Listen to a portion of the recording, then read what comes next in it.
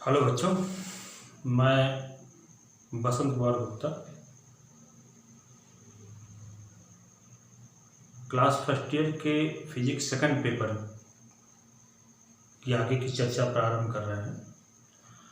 हम आपको प्रत्यास्था फिर से पढ़ा रहे हैं। तो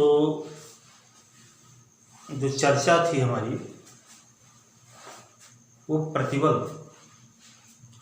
प्रतिबल की हमने परिभाषा बताया होगा कि किसी वस्तु के एकांक क्षेत्रफल पर लगने वाले आंतरिक प्रतिक्रिया बल अर्थात आरोपित बाह्य बल को क्या कहते हैं? प्रतिबल कहते हैं। अगर किसी वस्तु के कैपिटल ए क्षेत्रफल पर आरोपित बल जो है या आंतरिक प्रतिक्रिया बल F उत्पन्न हो तो प्रतिबल की परिभाषा होती है F बाई एकांक क्षेत्रफल से भाग दे दिया गया F बाई। इसका कोई सिंबल नहीं होता है, कुछ किताबों में इसको यश से लिखा जाता है, स्ट्रेस इसका नाम है। मात्रक अगर हम देखें तो इसका मात्रक MKS पद्धति में हम बात करें SI पद्धति में तो ऊपर वाले का मात्रक न्यूटन और इसका मात्रक मीटर स्क्वायर। डायमेंशन फार्मूला इसका होता है M/L/-1 T/-2 और ये कैसी राशि होती है? अदिश राशि। प्रतिबल जो होता है वो अदिश राशि है।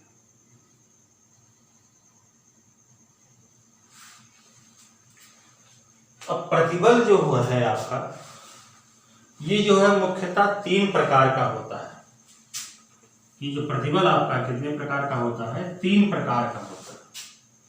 एक प्रकार के प्रतिबल को कहते हैं रेखीय प्रतिबल या अनुदैर्घ्य प्रतिबल।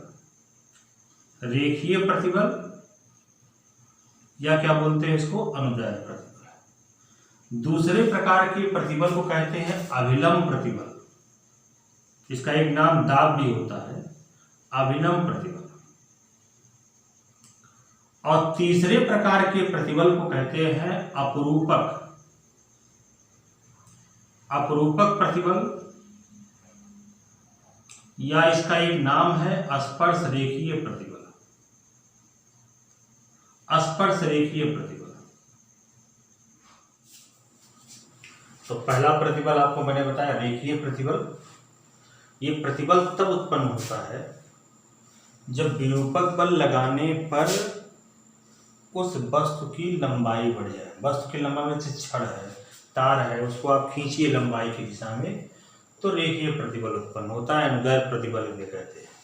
अभिलंब प्रतिबल का मतलब तब होता है, ये प्रतिबल तब उत्पन्न होता है जब किसी वस्तु पर विरूपक बल लगाने पर क्या हो जाए? उसके आयतन में परिवर्तन हो जाए। इसको दाब भी कहते हैं। और अपरूपक प्रतिबल या स्पर्श रेखीय प्रतिबल का मतलब होगा कि विरूपक बल लगाने पर उसके स्थिति में कोणीय परिवर्तन हो जाए, आयतन न बदले पर उसकी स्थिति में क्या हो जाए? कोणीय परिवर्तन हो जाए, तब उत्पन्न प्रतिबल को क्या कहते हैं? अपरूपक प्रतिबल कहते हैं। तो 3 प्रकार के प्रतिबल हो गए, रेखीय प्रतिबल, अभिलंब प्रतिबल और अपरूपक प्रतिबल। अब देखिए, अभी हमने आपको प्रतिबल की परिभाषा बताई। प्रतिबल बराबर आपको मैंने बताया F/A होता है। तो प्रतिबल बराबर F/A। ये फार्मूला तब लगाएंगे तो बल दिया, कभी कहीं बल नहीं दिया रहता है। उस वस्तु पर आरोपित भार, जैसे मान लीजिए कि एक तार की लंबाई बढ़ानी है तो 2 तरीके से बढ़ाया जाता है। या तो इसको आप क्या करिए, बल लगा के खींचिए, और या क्या करिए, कोई बांट इसके पर लटका दीजिए, कोई भार लटका दीजिए। तो अगर कोई भार लटकाया गया है तो प्रतिबल निकालने का ये फार्मूला हो जाएगा बल बटे क्षेत्रफल के स्थान पे हो जाएगा भार। भार को लिखते हैं mg बटे क्षेत्रफल, भार बटे क्षेत्रफल। जहाँ यम लटकाया गया द्रव्यमान है, इसका मात्रक जो होगा, यम द्रव्यमान जो होगा वो किलोग्राम में होगा, जी जानते हैं मीटर पृथ्वी त्वरण है, इसका मात्रक मीटर पर सेकंड स्क्वायर होता है। तो ये तो था प्रतिबल के बारे में। अब अगले स्टेप पर आते हैं। अगला स्टेप है विकृति, जिसको हम कहते हैं स्ट्रेन। विकृति, विकृति क्या होती है? विकृति का मतलब होगा जैसे जब भी किसी प्रत्यास्थ वस्तु पर, यहाँ जो भी हम बात कर रहे हैं प्रत्यास्थ वस्तु के बारे में बात कर रहे हैं, तो जब भी किसी प्रत्यास्थ वस्तु पर विरूपक बल हम लगाते हैं तो उसकी आकृति अथवा आकार में परिवर्तन हो जाता है। तो उसको साधारण बोलचाल की भाषा में कह सकते हैं कि वह विकृत हो गया। जैसे तार की लंबाई है, इस पर आप बल लगाइए तो इसकी लंबाई बढ़ जाएगी, तो लंबाई बढ़ जाने का मतलब क्या हो गया? वो विकृत हो गया। विकृत होने का क्या मतलब हुआ कि वो उस अवस्था में नहीं रहा जैसे पहले था। अगर किसी वस्तु पर विरूपक बल लगाइए और उसकी आकृति अथवा आकार में उसकी स्थिति बदल जाए तो कहते हैं वो विकृत हो गया। तो एक शब्द है विकृति। विकृति की परिभाषा जो होती है, किसी वस्तु के एकांक आकार में होने वाले भिन्नात्मक परिवर्तन को क्या कहते हैं? विकृति कहते हैं। यानी विकृति बराबर होती है आकार में परिवर्तन, एकांक आकार में होने, आकार में परिवर्तन बटे प्रारंभिक आकार, ये विकृति की परिभाषा होती है। इसका कोई मात्रक नहीं होता, न इसका कोई विमीय सूत्र है या एक संख्या है। जैसे विकृति भी तीन प्रकार की होती है। पहले प्रकार की विकृति उत्पन्न होती है जब उस पर अनुदैर्घ्य प्रतिबल लगाया जाता है। उत्पन्न विकृति को कहते हैं अनुदैर्घ्य विकृति या रेखीय विकृति। दूसरे प्रकार के में विकृति में आता है जब उस वस्तु पर हम अभिलंब प्रतिबल लगाते हैं तो उत्पन्न विकृति को कहा जाता है आयतन विकृति, कि आयतन में परिवर्तन होता है, आयतन विकृति। और तीसरे प्रकार के प्रतिबल से उत्पन्न विकृति को कहते हैं, नहीं, अपरूपक प्रतिबल से उत्पन्न विकृति कहते हैं अपरूपण विकृति। अपरूपण विकृति, ये कोणीय विकृति भी कहलाती है। तो तीन प्रकार की प्रतिबल और तीन प्रकार की विकृति होती है। यानी अनुदैर्घ्य प्रतिबल लगाने पर अनुदैर्घ्य विकृति उत्पन्न होती है, अभिलंब प्रतिबल लगाने पर आयतन विकृति उत्पन्न होती है, और अपरूपक प्रतिबल लगाने पर क्या उत्पन्न होती है? अपरूपण विकृति उत्पन्न होती है। विकृति ध्यान रखिएगा, विकृति का कोई मात्रक नहीं होता, यह एक विमाहीन राशि। जैसे अनुदैर्घ्य विकृति की अगर हम सूत्र लगाएं, जैसे मान लीजिए कि एक कोई तार है, इस तार की लंबाई कैपिटल एल है। मान लीजिए इस पर लंबाई की दिशा में आपने बल लगाया, एक सिरे को स्थिर रखे, दूसरे सिरे पर लंबाई की दिशा में बल लगाया, और इसकी लंबाई जो हो गई बढ़ के कितना हो गई? यल प्लस डेल्टा एल हो गई। तो इसका मतलब इसकी लंबाई में वृद्धि वास्तव में कितनी हुई? Delta L. तब अनुदैर्घ्य विकृति का मतलब हो जाएगा आकार में परिवर्तन। आकार मतलब यहाँ लंबाई बदल रही है तो लंबाई में परिवर्तन बटे प्रारंभिक लंबाई, तो आयतन विकृति हो जाएगी, अनुदैर्घ्य विकृति हो जाएगी डेल्टा एल बटे एल। देखिए ऊपर वाले के का मात्रक मीटर और नीचे वाले का मात्रक मीटर, तो मीटर मीटर कट जाएगा। इस तरीके से आयतन विकृति, अब इसके बाद हम आपको बताएंगे आयतन विकृति। तो ये अनुदैर्घ्य विकृति निकालने का फार्मूला है। देखिए एक वैज्ञानिक थे, उनका नाम था रॉबर्ट हुक। देखिए हमने इसके पहले भी आपको चर्चा की कि कोई वस्तु पूर्णतया प्रत्यास्थ नहीं होती है। प्रत्यास्था का किसी वस्तु में जो गुण होता है वो विरूपक बल के कुछ मानों के लिए ही सत्य होता है, इसके बाद वो सत्य नहीं होता है।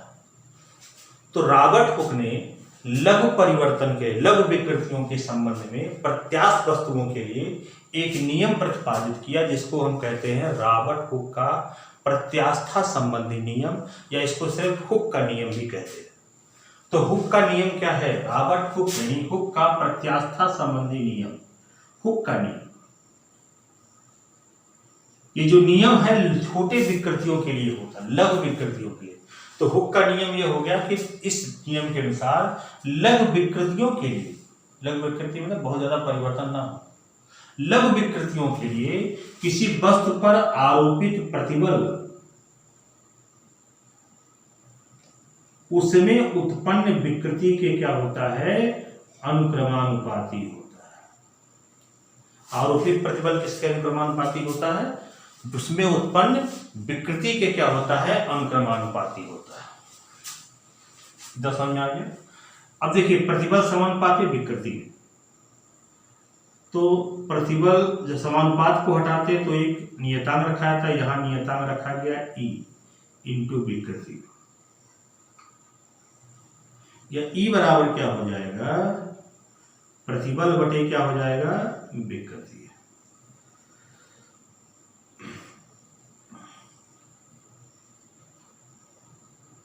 प्रतिबल बटे क्या होता है, विकृति होता है। इसको ऐसे भी कहा सकता है कि लघु विकृतियों के लिए प्रतिबल और विकृति का अनुपात सदैव एक नियतांक होता है। जहां E एक नियतांक है, इस नियतांक को उस वस्तु के पदार्थ का प्रत्यास्था गुणांक कहते हैं।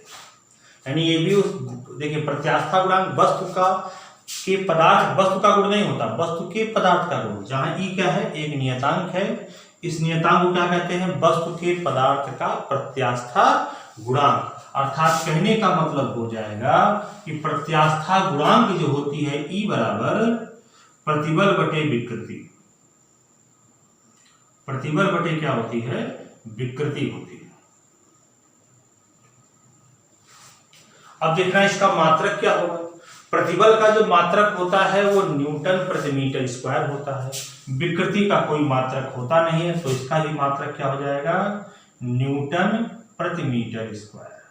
ये भी कैसी राशि है, अदिश राशि है। देखिए हुक के नियम को मैंने बताया कि दूसरे स्वरूप में कह सकते हैं कि लघु विकृतियों के लिए प्रतिबल और विकृति का अनुपात सदैव एक नियतांक होता है। इस नियतांक को वस्तु के पदार्थ का प्रत्यास्था गुणांक कहते हैं। ये प्रत्यास्था गुणांक की परिभाषा भी हुक का नियम है, प्रत्यास्था गुणांक की परिभाषा।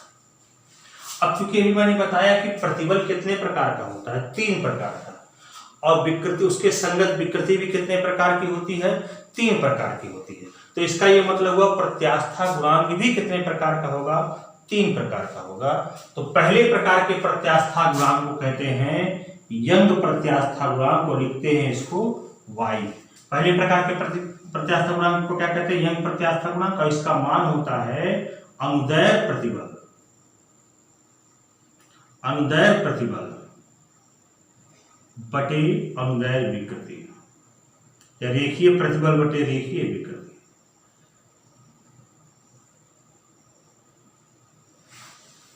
दूसरे प्रकार के प्रत्यास्था गुणांक को कहते हैं आयतनात्मक प्रत्यास्था गुणांक, और उसको लिखते हैं कैपिटल B से। ये यंग प्रत्यास्था गुणांक, और इसको बोलते हैं आयतनात्मक प्रत्यास्था गुणांक, और ये होता है अभिलंब प्रतिबल, अभिलंब प्रतिबल बटे आयतन विकृति।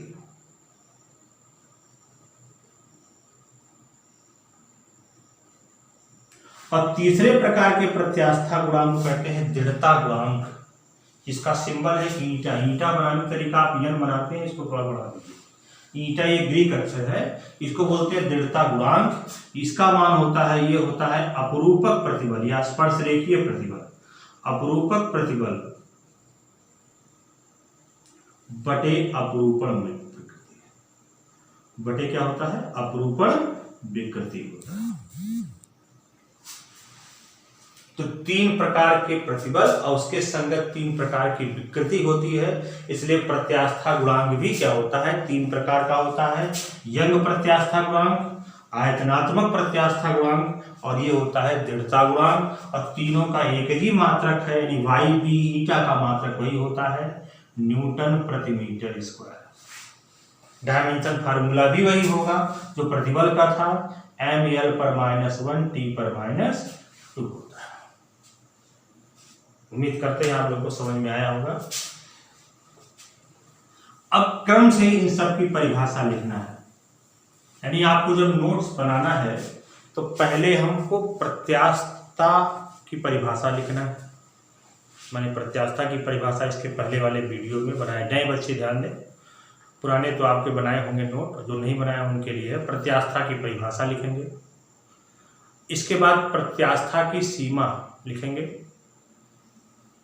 नोट लगा के लिख देंगे कि कोई वस्तु पूर्णतया प्रत्यास्थ नहीं होता, केवल हाथी दांत, बिलियर्ड गेंदे और क्वार्ट्ज के क्रिस्टल, इन सबको पूर्णतया प्रत्यास्थ माना गया है। अब गीली मिट्टी को पूर्णतया अप्रत्यास्थ माना गया।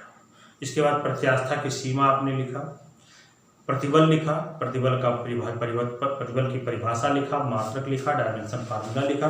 फिर लिख देंगे कि प्रतिबल जो होता है निम्न 3 प्रकार का होता है, अनुदैर्ध्य प्रतिबल, अनुदैर्ध्य प्रतिबल, अभिलंब प्रतिबल, अपरूपक प्रतिबल। इसके बाद विकृति लिखेंगे, विकृति की परिभाषा लिखेंगे। विकृति में लिख देंगे यह विमाहीन राशि है, इसका कोई मात्रक नहीं होता है।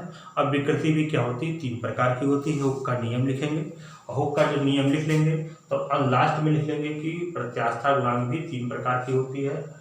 ठीक है, अनुदैर्ध्य प्रत्यास्था गुणांक, आयतनात्मक प्रत्यास्था गुणांक और क्या होता है, दृढ़ता गुणांक। अब क्रम से इन सब की परिभाषाओं को हम बताएंगे। सबसे पहली परिभाषा आती है यंग प्रत्यास्था गुणांक। यंग प्रत्यास्था गुणांक, इस सब की पहली परिभाषा आती है। इन तीनों की यहाँ परिभाषाएं हैं, उससे संबंधित कुछ फार्मूले हैं, वो मैं आपको बताऊंगा। इस चर्चा को आज ही समाप्त करते हैं। इसका नोट्स आप लोग बना लीजिएगा। और एक सूचना फिर से दोबारा सुन लीजिए कि आप लोग 15 जुलाई तक जो बच्चे पुराने हैं, जो 10th से फर्स्ट ईयर में गए हैं, वो अपना रजिस्ट्रेशन स्कूल में आके जमा कर दें, ताकि ऑनलाइन क्लासेस कंटिन्यूअस आपकी पढ़ाई में कोई व्यवधान ना हो, कंटिन्यूअस क्लास आपका चलता रहे। तो आगे की चर्चा कल करेंगे। धन्यवाद।